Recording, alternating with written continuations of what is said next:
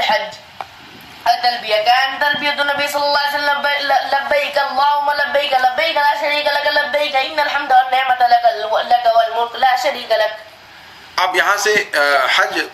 کی عبادت کے اندر جو اذکار آئے ہیں اس کا ذکر کیا جا رہا ہے. اس میں سب سے پہلی چیز ہے تلبیہ یعنی لبیک پکارنا. اللہ کے رسول صلی اللہ علیہ وسلم تلبیہ پکارا کرتے تھے, کہتے تھے لبیک اللہم لبیک لبیک لا شریک لک لبیک ان الحمد والنعمت لک والملک لا شریک لک. اس پر بھی اگر تفصیل میں جائیں تو کس طریقے سے یہ توحید کے مضمون کو درشاتا ہے یہ تلبیہ, اور یہ توحید کا تلبیہ اس کو کہا گیا ہے, اس پر اگر گفتگو کا موقع ہوگا تو اس کی تفصیل بیان کی جا سکتی ہے. بہت جامع تلبیہ ہے یہ. الحجر الأسود طاف النبي صلى الله عليه وسلم بالبيت وهو على بعير كلما أتى على الركن أشار إليه بشيء في يده وكبر. حجر اسود جو کعبہ کے اندر لگا ہوا ہے, آپ صلی اللہ علیہ وسلم جب بیت اللہ کا طواف کرتے تھے کعبہ کا اونٹ پر سوار ہو کر کے, تو جب آپ صلی اللہ علیہ وسلم رکن کے پاس پہنچتے تھے یعنی حجر اسود کے پاس, تو اس کی طرف کسی چیز سے جو ہے وہ اشارہ کرتے تھے جو ان کے ہاتھ میں ہوتی تھی اس سے, اور تکبیر کہتے تھے. الدعاء بين الركنين كان النبي صلى الله عليه وسلم يقول بين الركنين ربنا آتنا في الدنيا حسنة وفي الآخرة حسنة وقنا عذاب النار. طواف کے دوران آپ صلی اللہ علیہ وسلم رکن یمانی اور حجر اسود کے دوران جو جگہ ہے اس درمیان میں آپ صلی اللہ علیہ وسلم ربنا آتنا فی الدنیا حسنۃ وفی الآخرۃ حسنۃ وقنا عذاب النار پڑھا کرتے تھے. یہ دعا خاص طور پر رکنین کے درمیان آپ صلی اللہ علیہ وسلم سے ثابت ہے. الصفا والمروة كان النبي صلى الله عليه وسلم إذا صعد على الصفا والمروة استقبل القبلة فوحد الله كبره وقال لا إله إلا الله وحده لا شريك له له الملك وله الحمد وهو على كل شيء قدير لا إله إلا الله وحده أنجز وعده ونصر عبده وحزم الأحزاب وحده ثم دعا بين ذلك قال مثل هذا 3 مرات. صفا اور مروہ کی جب سعی کرتے تھے آپ صلی اللہ علیہ وسلم, تو جب بھی صفا پر بلند ہوتے تھے یا مروہ پر بلندی پر چڑھتے تھے تو قبلہ رو ہو کر کے آپ صلی اللہ علیہ وسلم اللہ کی توحید بیان کرتے تھے, تکبیر کہتے تھے, اور پھر یہ دعا پڑھتے تھے لا الہ الا اللہ وحدہ لا شریک لہ سے لے کر کے حزم الاحزاب وحدہ تک. پھر اس کے بعد آپ صلی اللہ علیہ وسلم دعا بھی کرتے تھے اس کے درمیان, اور یہ جو ہے 3 مرتبہ آپ صلی اللہ علیہ وسلم کہتے تھے.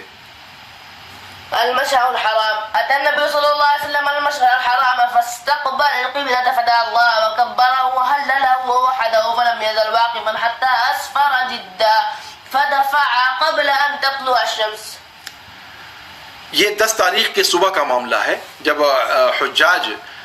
عرفات سے مزدلفہ پہنچتے ہیں اور وہاں سے پھر مینا کے لیے کوچ کرنا ہوتا ہے. تو اس وقت آپ صلی اللہ علیہ وسلم کی سنت مبارکہ یہ تھی کہ مشعر حرام پر آ کر کے رکتے تھے, قبلہ رو ہوتے تھے, اللہ سے دعا کرتے تھے, تکبیر کہتے تھے, لا الہ الا اللہ کہتے تھے, اللہ رب العالمین کی توحید بیان کرتے تھے,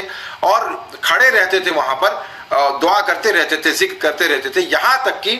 صبح کی روشنی پورے طور پر یعنی پاؤں پھٹ جانا جس کو کہتے ہیں, پوری طرح سے صبح روشن ہو جاتی تھی. پھر وہاں سے آپ صلی اللہ علیہ وسلم سورج کے طلوع ہونے سے پہلے یعنی روشنی پورے طور پر ہو جاتی تھی لیکن سورج نہیں طلوع ہوا رہتا تھا, تبھی آپ مینا کے لیے کوچ کر جاتے تھے. رمی الجمار كان النبي صلى الله عليه وسلم يكبر مع كل حصى.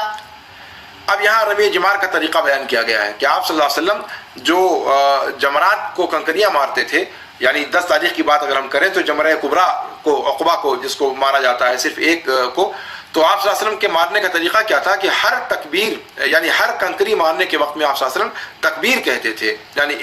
ہر کنکری 7 کنکریاں مارنی ہے تو 7 مرتبہ تکبیر کہہ کر کے کنکری مارتے تھے. الذبح ضحى النبي صلى الله عليه وسلم بكبشين أملحين أقرنين ذبحهما بيده وسمى وكبر. آپ صلی اللہ علیہ وسلم نے قربانی جو 10 تاریخ کو پیش کی وہ قربانی کیسی تھی؟ 2 میڑھوں کی قربانی تھی جو جن کے اندر سفیدی اور سیاہی گڈمٹ تھی, یعنی سفیدی اور سیاہی ملی ہوئی تھی, اور